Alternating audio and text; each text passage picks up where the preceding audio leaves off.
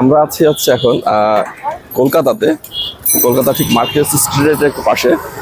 আর এখানে আমরা যাবো হচ্ছে গরুর গোশ কিনতে। শুনছি কলকাতা নাকি গরুর গোশের দাম অনেক কম, সস্তা। দেখি এখানে কি হয় আজকে। এই যে গরুর গোশ।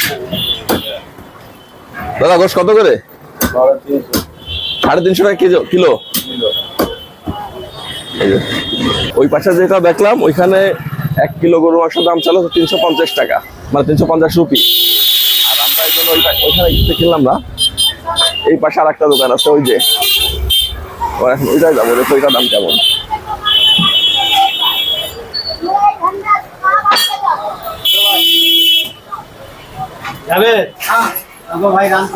দাদা মাংস কত করে কিলো? 300 কোনটা 400 কোনটা? হাড্ডি ছাড়া 400, হাড্ডি সহ 300।